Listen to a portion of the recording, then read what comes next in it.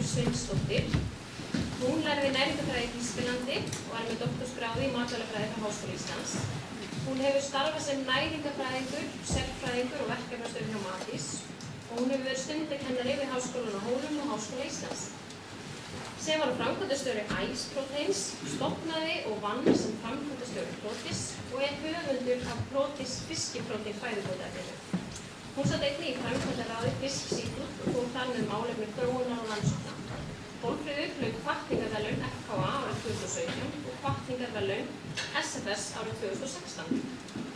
Í erindi sínu hér í dag þá ætlar hún að fjalla mikilvægi vísinda og nýsköpunar í sjávarútvegi. Hólmfríður, gjörðu svo vel.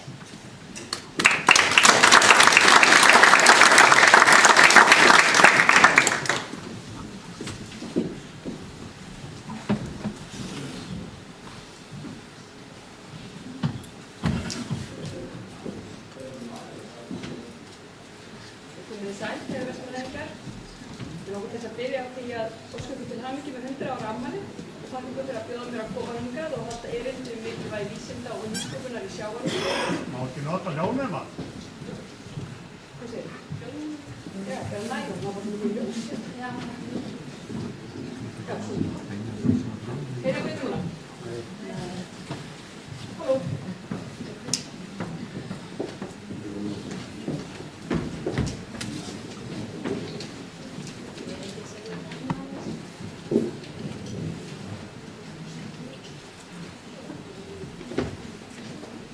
Er þið betur í mig núna? Já, ok. Viðfangsefnið er mér mjög kært og muni gera mitt besta til að varpa ljósi á mikilvægi vísinda og hamtengdrar nýsköpunar og hversu mörg tækifæri felast í því fyrir bæjarfélög eins og Vestmannaeyjar að hlúa að þekkingariðnaði. Næsta, heiðmannskæður. Mig langar til að byrja á því að segja að í mínum huga eru vísindi mjög mikilvæg fyrir framþróun í sjávarútvegi þar sem að aukin verðmætasköpun og framleiðni verður að byggjast á traustum þekkingargrunni. Ég held að mér sé óhætt að fullyrða að í engri annarri atvinnugrein geti Íslendingar lýst yfir alþjóðlegri forystu nema í sjávarútvegi. Og við höfum allt til að bera til að halda þeirri forystu þar sem við erum nú þegar með sterkan sjávarútveg og öflugan þekkingargrunn í greininni sem við getum byggt ofan á. Það næsta glærar. Hér hef ég listað upp nokkrar af þeim áskorunum sem íslenskur sjávarútvegur stendur frammi fyrir og ber fyrst að nefna takmarkaðar náttúruauðlindir sem að setja vexti greinarinnar skorður, en þar höfum við gert vel og er íslenska fiskveiðistjórnunarkerfið sem ígrundast af upplýsingum sem meðal annars eru fengnar með vísindalegum aðferðum talið vera til fyrirmyndar.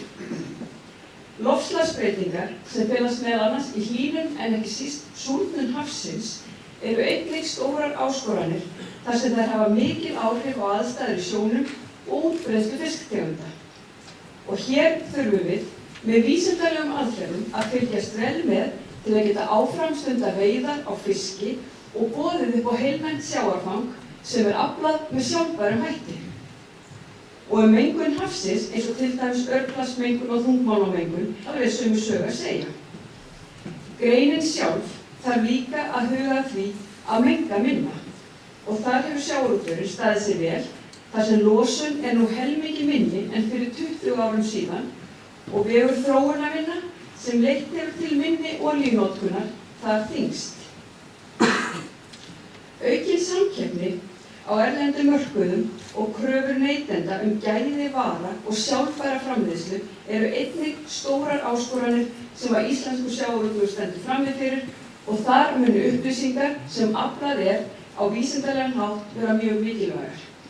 En síðast en ekki síst að það langar mig til að nefna sjálfvirknivæðinguna sem mikilvæga áskorun því að mínu mati að þá verðum við að leggja allt kapp á að sjálfvirknivæða sjávarútveginn því það er einfaldlega ekki forsvaranlegt til framtíðar að allar þessar hendur þurfi til að veiða og vinna fisk.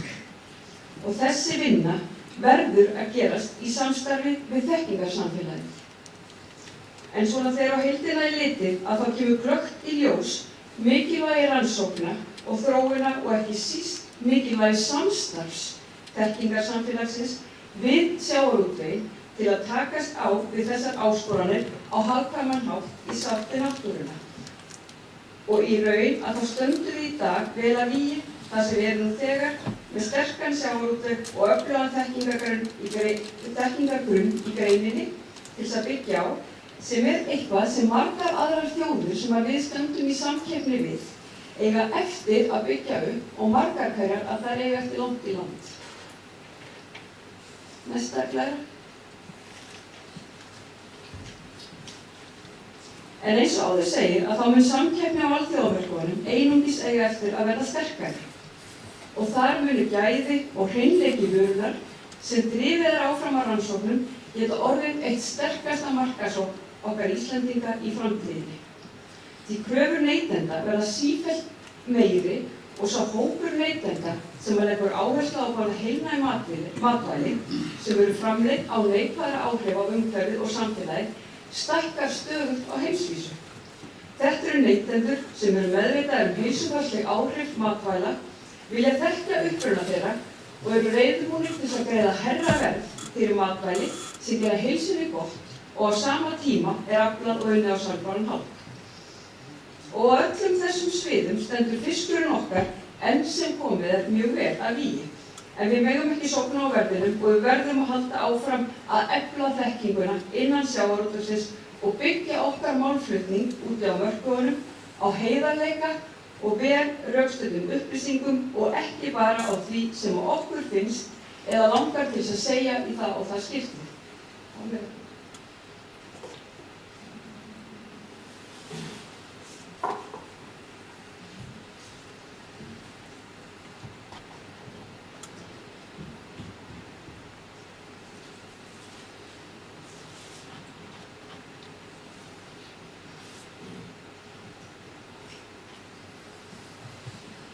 Takmarkaðar náttúruauðlindir setja vexti íslensks sjávarútvegs skorður eins og áður hefur verið nefnt. Með rannsóknum og nýsköpun sem felast meðal annars í bættri meðhöndlun aflans, sjálfvirkni, nýjungum í vöruframboði og síðast en ekki síst nýjum kæliaðferðum hefur íslenskum sjávarútvegi tekist að búa til meiri verðmæti úr sama magni af hráefni á síðustu árum. Í dag erum við að fá rúmlega 2 sinnum meira fyrir hvert útflutt kíló af sjávarafurðum en árið 2003. En það ár var tekin stefnumótandi ákvörðun að auka verðmæti sjávarfangs með rannsóknum og þróun. Þá var ákveðið að huga fremur að verðmætum afurða heldur en magni hráefnis.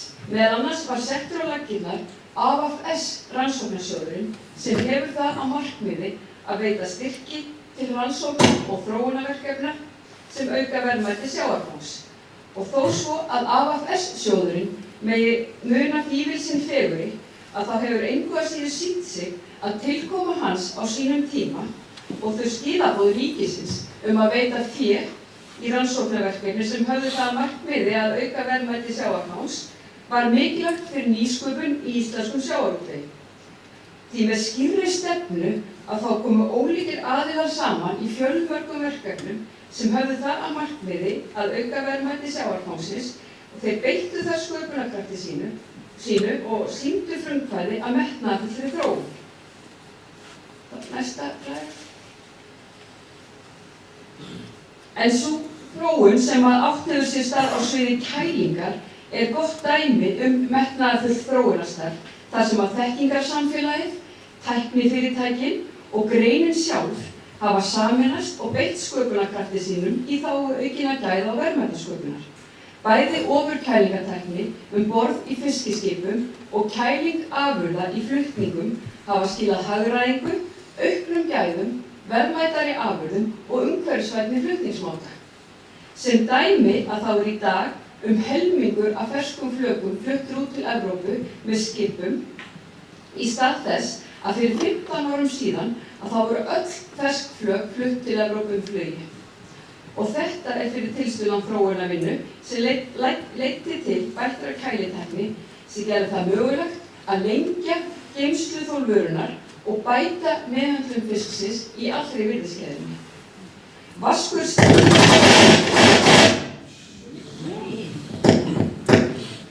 Vaskur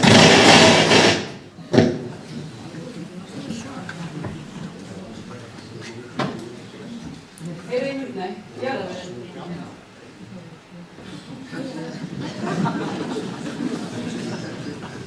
Vatnskurstæknin hefur líka lagt sitt á vogarskálarnar til að auka verðmætasköpun, þar sem möguleiki gefst á að hámarka. Það sem möguleiki. Heyrði í núna? Já, ok. Tala bara mjög.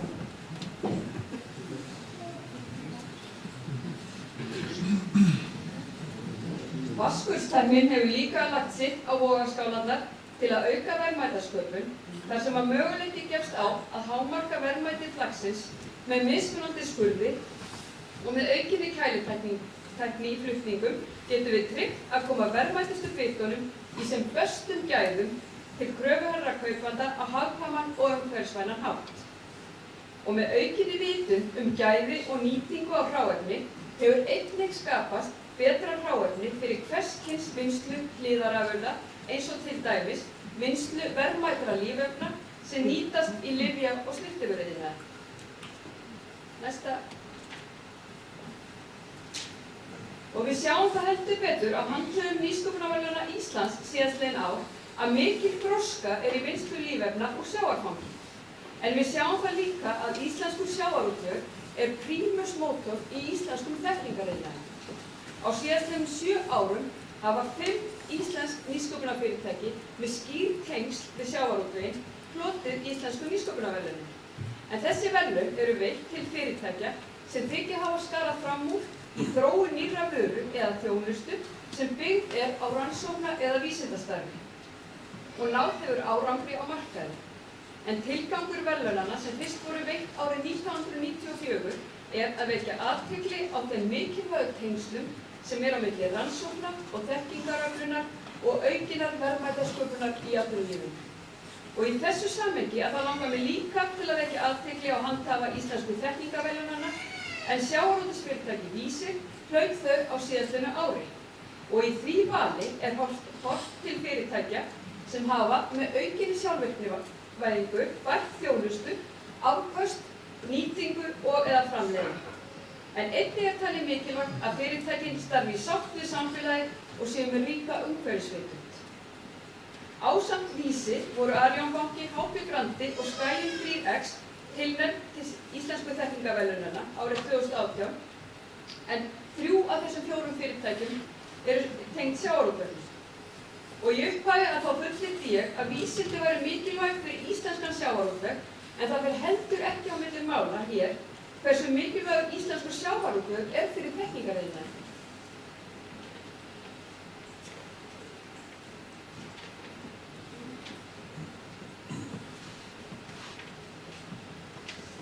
Það er næsta.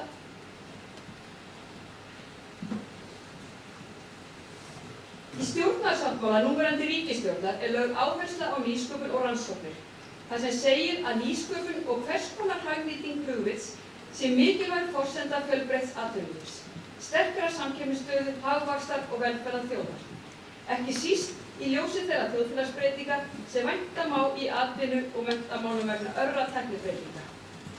Og ekki vantar okkur dæmi sem sýna að fjárfestingar í nýsköpun í sjávarútvegi og haftengdum greinum geta aukið verðmætasköpun sem horft til framtíðar. Það er því að mínu mati mjög mikilvægt að styðja við nýsköpun í sjávarútvegi og að stjórnvöld geri sér grein fyrir því hversu mikilvægur sjávarútvegurinn fyrir nýsköpun á Íslandi. Og í þessu sambandi langar mig líka til að benda á það hversu mikil tækifæri felast í því fyrir landsbyggðina að nýsköpun í sjávarútvegi sé stundað. Því stærstu sjávarútvegsfyrirtækin að þau eru staðsett eða með starfsemi á landsbyggðinni og þar eru tækifærin til verðmætasköpunar. Það er því í mínum huga mikilvægt að stjórnvöld skapi framtíðarsýn fyrir landsbyggðirnar í þeim málaflokkum sem lúta að nýsköpun í sjávarútvegi, þannig að landsbyggðin verði álitlegur kostur fyrir einstaklinga og fyrirtæki. Síðan næsta.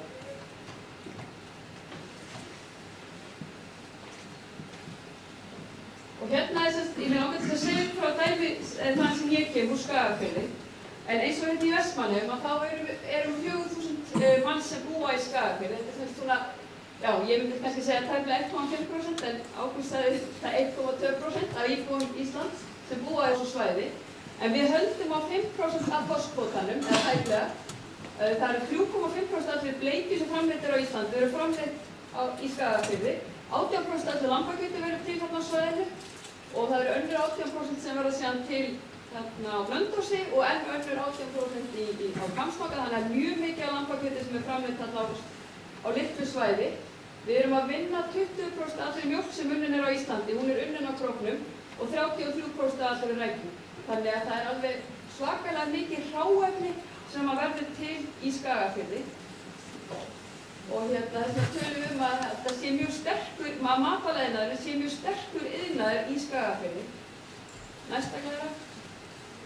En það ekki einungis mikið magn af hráefni sem gerir þetta kannski, sem gerir matvælaiðnaðinn sterkan, því að það er mjög góðar aðstæður þarna á svæðinu til þess að framleiða, hágæða og heilnæmt hráefni. Og framleiðslan, hún mjög stöðug og það mikil þekking og reynsla sem býr inn í matvælaframleiðslu fyrirtækjunum þarna á svæðinu. Og það verður mjög sterk fyrirtæki þarna sem standa í þessari matvælaframleiðslu. Þannig að það mikil tækifæri í Skagafirði til þess að stunda nýsköpun.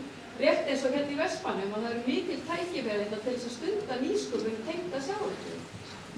Næsta glæra. Og þetta sem sagt svona þekkingarsetur sem við erum með þarna á króknum. Fisk Seafood, að það byggði þetta húsnæði, það var eða breyttir, réttar sagt, gamalli fiskvinnslu í svona kennslu og skrifstofuhúsnæði og síðan byggðu þeir við, þannig að þetta eru 2600 fermetrar sem að Fisk Seafood er búin að gera þarna og það eru 6 fyrirtæki sem eru staðsett í þessu húsnæði. Allir eru leigulaust þarna og það eru 35 starfsmenn og 17 nemar sem að mæta þarna í vinnu á hverjum einasta mótni og þar eru 35 konur og 19 kallar og þetta eru flest allt fólk með háskólamenntun.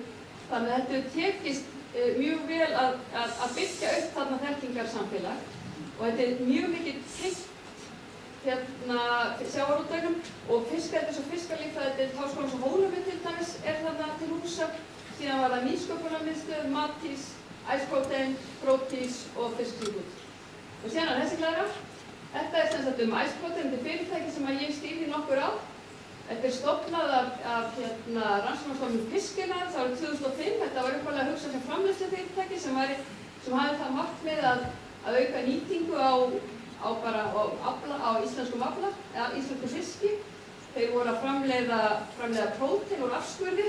Þetta var svokölluð próteinlaust sem þeir voru að framleiða þarna, sem þeir síðan sprauta aftur inn í flökin og nýta þannig afskurðið. En þetta lagðist nú af og Fisk Seafood kaupir þetta fyrirtæki árið 2012. Þeir fóru í ákveðna svona stefnumótun þar sem þeir ákváðu að minnka vinnslu af fiski út á sjó og auka landvinnslu. Og til þess að mæta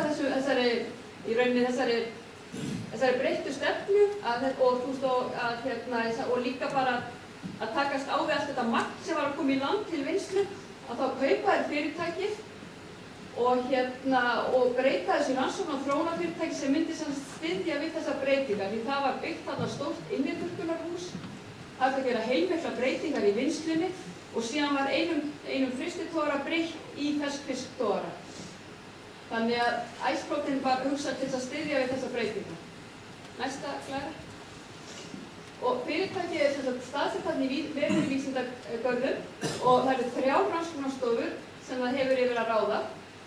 Og í dag eru 5 starfsmenn hjá Ice Protein, þetta eru allt frekar ungar konur, háskólamenntaðar, þannig að þetta hefur tekist mjög vel að laða fólk þarna að. Þetta eru 2 konur sem koma meðal annars frá Þýskalandi sem vinna þarna og síðan eru 3 stelpur hérna bara Íslendingar og 2 af þeim unnu sín lokaverkefni við háskólann hjá Ice Protein og byggu sér rauninni bara til starf. Næsta. Og þetta eru svona 2 af þeim stærstu verkefnum sem að Ice Protein tók þátt í. Það var annars vegar ofurkælitæknin í fiskiskipum þar sem að millidekkinu á málmi var breytt, málmi var frystitogari og því var breytt yfir í ferskfisktogara. Og það er semst verið að kæla fiskinn niður án þess að nota ís, það er bara fyrst er bara að nota kældur sjó og síðan að nota pækill. Fiskurinn er í rauninni bara kældur niður að frostmarki síðan, eða frostpunkti kallast það réttara sagt, og síðan helst hann bara kaldur í lestinni. Og þegar við erum allan í þeim tilraunum sem við vorum að gera, þá var þetta það við 2 sólarhringar sem þetta tók stundum að kæla fiskinn á ísnum, en þarna tekur þetta í rauninni bara nokkra klukkutíma að kæla niður á frostpunkti.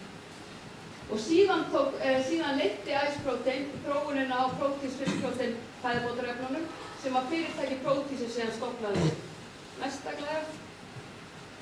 En Proteus sem stofnaði árið 2015 í kringum framleiðsluna á þessum fæðubótarefnum þar sem við erum að vinna próteinduft úr afskurði og síðan höfum við líka verið að vinna kollagen úr roðinu og Proteus að framleiða þessar vörur og það fást hérna út allt á Íslandi, við erum bara á Íslandi eins og en þetta náttúrulega skemmt að svara með þetta í útflutning.